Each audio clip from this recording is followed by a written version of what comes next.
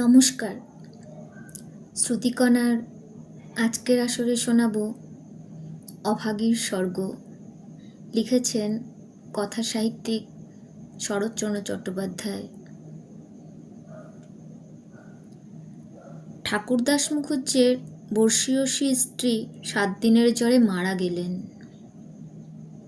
বৃদ্ধ মুখোপাধ্যায় মহাশয় ধানের কারবার অতিশয় সঙ্গতিপন্ন। তার 4 ছেলে, 3 মেয়ে। ছেলে মেয়েদের ছেলেপুলে হয়ে আছে। জামাইরা, প্রতিবেশীর দল, চাকর বাকর, সে যেন একটা উৎসব বাঁধিয়া গেল। সমস্ত গ্রামের লোক ধুমধামের শবযাত্রা ভিড় করিয়া দেখিতে আসিল। মেয়েরা কাঁদিতে কাঁদিতে মায়ের 2 পায়ে গাঢ় করিয়া আলতা ও মাথায় ঘন করিয়া সিন্দুর লেপিয়া দিল। বধূরা ললাট চন্দনে চর্চিত করিয়া বহুমূল্য বস্ত্রে শাশুড়ির দেহ আচ্ছাদিত করিয়া দিয়া আঁচল দিয়া তাহার শেষ পদধূলি মুছাইয়া লইল। পুষ্পে, পত্রে, গন্ধে, মাল্যে, কলরবে মনে হইল না এ কোনো শোকের ব্যাপার। এ যেন বড় বাড়ির গৃহিণী 50 বর্ষ পরে আর একবার নতুন করিয়া তাহার স্বামী গৃহে যাত্রা করিতেছেন। বৃদ্ধ মুখোপাধ্যায় শান্ত মুখে তাহার চিরদিনের সঙ্গিনীকে শেষ বিদায় দিয়া অলক্ষ্যে 2 ফোঁটা চোখের জল মুছিয়া শোকার্ত কন্যা ও বধূগণকে সান্ত্বনা দিতে লাগিলেন। প্রবল হরিধ্বনিতে প্রভাত আকাশ আলোড়িত করিয়া সমস্ত গ্রাম সঙ্গে সঙ্গে চলিল। আরেকটি প্রাণী একটু দূরে থাকিয়া এই দলের সঙ্গী হইল। সে কাঙালির মা। সে তাহার কুটির প্রাঙ্গণে গোটা কয়েক বেগুন তুলিয়া এই পথে হাটে চলিয়াছিল। এই দৃশ্য দেখিয়া আর নড়িতে পারিল না। রহিল তাহার হাটে যাওয়া, রহিল তাহার আঁচলে বেগুন বাঁধা। সে চোখের জল মুছিতে মুছিতে সকলের পিছনে শ্মশানে আসিয়া উপস্থিত হইল। গ্রামের একান্তে গরুর নদীর তীরে শ্মশান। সেখানে পূর্বাহ্নেই কাঠের ভাঁড়, চন্দনের টুকরা, ঘৃত, মধু, ধূপ, ধূনা প্রভৃতি উপকরণ সঞ্চিত হইয়াছিল। কাঙালির মা ছোট জাত, দুলের মেয়ে বলিয়া কাছে যাইতে সাহস পাইল না। তফাতে একটা উঁচু ঢিবির মধ্যে দাঁড়াইয়া সমস্ত অন্ত্যেষ্টিক্রিয়া প্রথম হইতে শেষ পর্যন্ত উৎসুক আগ্রহে চোখ মেলিয়া দেখিতে লাগিল।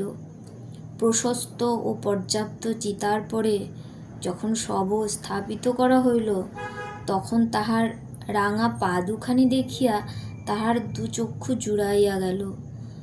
ইচ্ছা হইল ছুটিয়া গিয়া এক বিন্দু আলতা মুছাইয়া লইয়া মাথায় দেয়।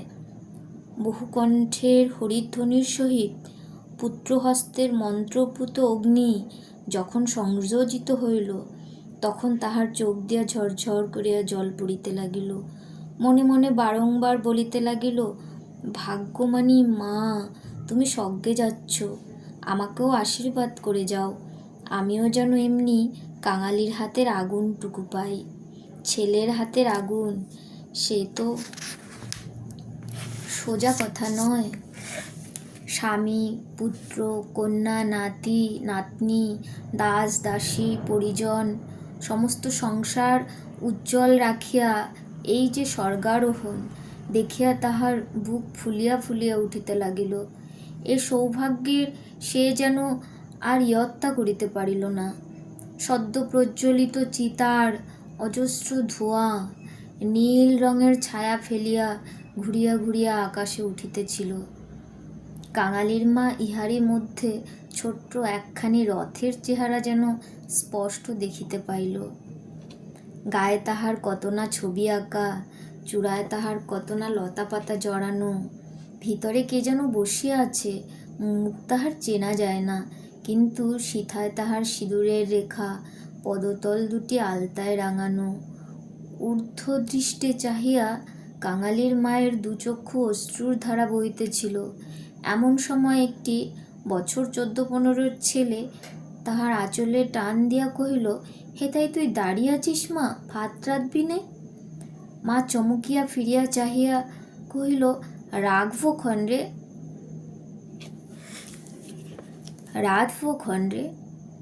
হঠাৎ উপরে অঙ্গুলি নির্দেশ করিয়া ব্যগ্র স্বরে কহিল, দেখ দেখ বাবা, বামুন মা ওই রথে চড়ে স্বর্গে যাচ্ছে।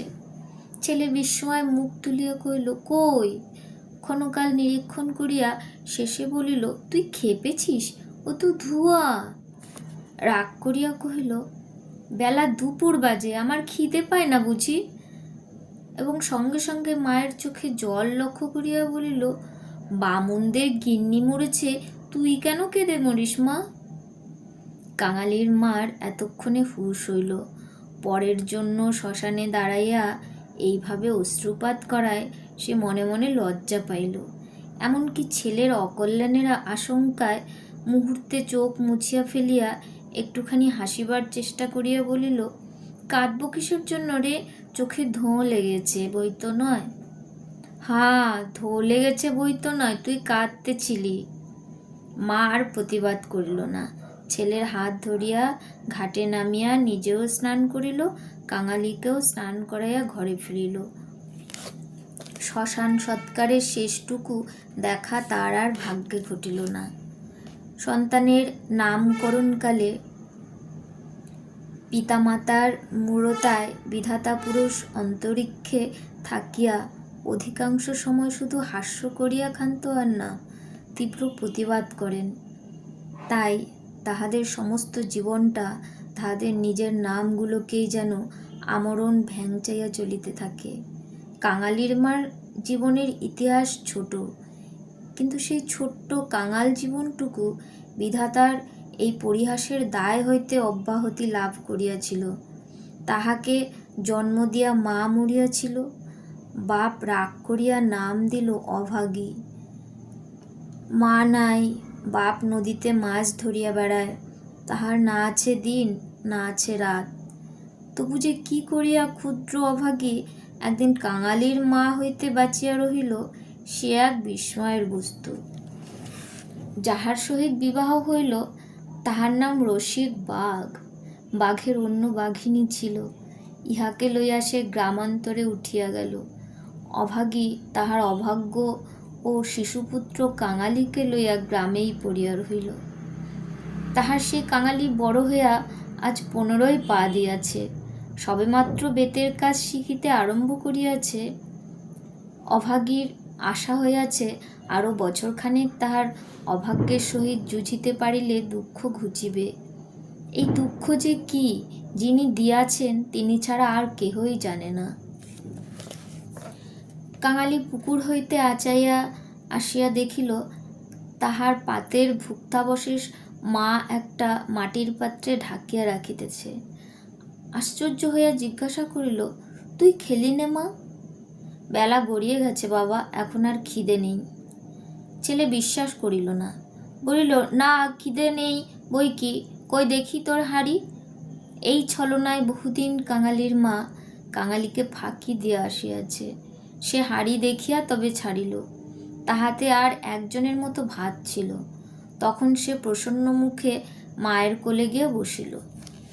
এই বয়সের ছেলে সচরাচর এরূপ করে না, কিন্তু শিশুকাল হইতে বহুকাল যাবৎ সে রুগ্ন ছিল বলিয়া মায়ের ক্রোড় ছাড়িয়া বাহিরের সঙ্গী সাথীদের সহিত মিশিবার সুযোগ পায় নাই। এইখানে বসিয়াই তাহার খেলাধুলার স্বাদ মিটাইতে হইয়াছে। এক হাতে গলা জড়াইয়া মুখের উপর মুখ রাখিয়াই কাঙালি চকিত হইয়া কহিল, মা তোর গা যে গরম, কেন তুই অমন রোদে দাঁড়িয়ে মরা পোড়ানো দেখতে গেলি? কেন আবার নিয়ে এলি? মরা পোড়ানো কি তুই? মা শশব্যস্তে ছেলের মুখে হাত চাপা দিয়া কহিল, ছি বাবা, মরা পোড়ানো বলতে নেই, পাপ হয়। সতীলক্ষ্মী মা ঠাকুরুন রথে চড়ে স্বর্গে গেলেন। ছেলে সন্দেহ করিয়া কহিল, তোর এক কথা মা, রথে চড়ে কেউ নাকি আবার স্বর্গে যায়? মা বলিল, আমি যে চোখে দেখলুম কাঙালি, বামুন মা রথের উপরে বসে তেনার রাঙা পা দুখানি যে সবাই চোখ মেলে দেখলে রে, সবাই দেখলে, সবাই দেখলে। কাঙালি মায়ের বুকে ঠেস দিয়া বসিয়া ভাবিতে লাগিল, মাকে বিশ্বাস করাই তাহার অভ্যাস। বিশ্বাস করিতেই সে শিশুকাল হইতে শিক্ষা করিয়াছে। সেই মা যখন বলিতেছে সবাই চোখ মেলিয়া এত বড় ব্যাপার দেখিয়াছে, তখন অবিশ্বাস করিবার আর কিছু নাই। খানিক পরে আস্তে আস্তে কহিল, তাহলে তুইও তো মা স্বর্গে যাবি। বিন্দির মা সেদিন রাখালের পিসিকে বলতেছিল, ক্যাংলার মার মতো সতীলক্ষ্মী আর দুলেপাড়ায় নেই। কাঙালির মা চুপ করিয়া রহিল। কাঙালি তেমনি ধীরে ধীরে কইতে লাগিল, বাবা যখন তোরে ছেড়ে দিলে, তখন তোরে কত লোকে নিকে করতে সাধাসাধি করলে, কিন্তু তুই বললি না, বললি কাঙালি বাঁচলে আমার দুঃখ ঘুচবে। আবার নিকে করতে যাব কিসের জন্যে? হ্যাঁ মা, তুই নিকে করলে আমি কোথায় থাকতুম? আমি হয়তো না খেতে পেয়ে এতদিনে কবে মরে যেতুম। মা ছেলেকে দুই হাতে বুকে চাপিয়া ধরিল। বস্তুত সেদিন তাহাকে এ পরামর্শ কম লোকে দেয় নাই, এবং যখন সে কিছুতেই রাজি হইল না, তখন উৎপাত উপদ্রবও তাহার প্রতি সামান্য হয় নাই। সেই কথা স্মরণ করিয়া অভাগীর চোখ দিয়া জল পড়িতে লাগিল। ছেলে হাত দিয়া মুছাইয়া দিয়া বলিল, খেতাটা পেতে দেব মা, ছুবি? মা চুপ করিয়া রহিল। কাঙালি মাদুর পাতিল, কাঁথা পাতিল, মাচার উপর হইতে ছোট্ট বালিশটি পাড়িয়া দিয়া হাত ধরিয়া তাহাকে বিছানায় টানিয়া লইয়া যাইতে মা কহিল, কাঙালি, আজ তোর আর কাজে গিয়ে কাজ নেই। কাজ কামাই করিবার প্রস্তাব কাঙালির খুব ভালো লাগিল, কিন্তু কহিল, জলপানের পয়সা দুটো তো তাহলে দেবে না মা? না দিগ্গে, আয় তোকে রূপকথা বলি। আর প্রলুব্ধ করিতে হইল না। কাঙালি তৎক্ষণাৎ মায়ের বুক ঘেঁষিয়া শুইয়া পড়িল। কহিল, বল তাহলে, রাজপুত্তুর, কোটালপুত্তুর আর সেই পক্ষীরাজ ঘোড়া। অভাগী রাজপুত্র, কোটালপুত্র আর পক্ষীরাজ ঘোড়ার দিয়া গল্প আরম্ভ করিল।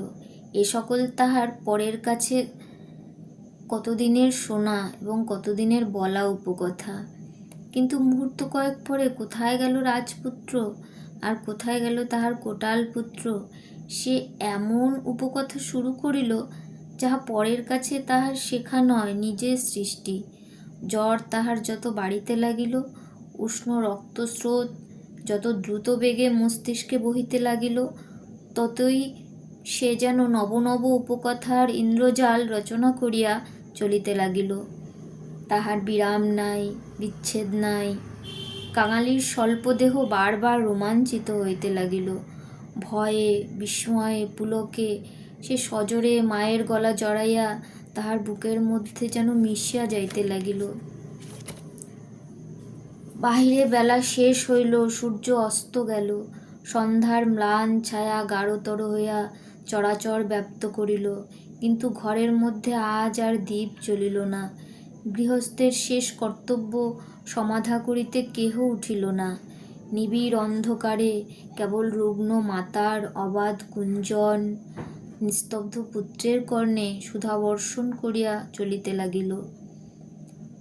সেই শ্মশান যাত্রার কাহিনী, সেই রথ, সেই রাঙা পা দুটি, সেই তার স্বর্গে যাওয়া, কেমন করিয়া শোকার্ত স্বামী শেষ পদধূলি দিয়া কাঁদিয়া বিদায় দিলেন, কি করিয়া হরিধ্বনি দিয়া ছেলেরা মাতাকে বহন করিয়া লইয়া গেল।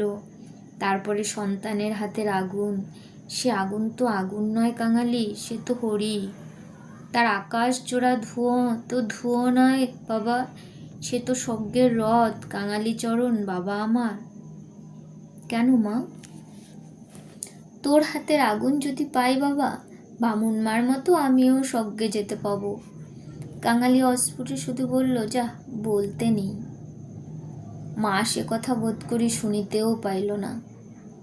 তপ্ত নিঃশ্বাস ফেলিয়া বলিতে লাগিল, ছোট জাত বলে তখন কেউ ঘেন্না করতে পারবে না, দুঃখী বলে কেউ ঠেকিয়ে রাখতে পারবে না। ইস, ছেলের হাতের আগুন, রথকে যে আসতেই হবে। ছেলে মুখের উপর মুখ রাখিয়া ভগ্নকণ্ঠে কহিল, বলিস নে মা, বলিস নে, আমার বড্ড ভয় করে। মা কহিল, আর দেখ কাঙালি, তোর বাবাকে একবার ধরে আনবি। অমনি যেন পায়ের ধুলো আমার মাথায় দিয়ে আমাকে বিদায় দেয়। অমনি পায়ে আলতা, মাথায় সিঁদুর দিয়ে, কিন্তু কে বা দেবে? তুই দিবি না রে কাঙালি? তুই আমার ছেলে, তুই আমার মেয়ে, তুই আমার সব। বলিতে বলিতে সে ছেলেকে একেবারে বুকে চাপিয়া ধরিল।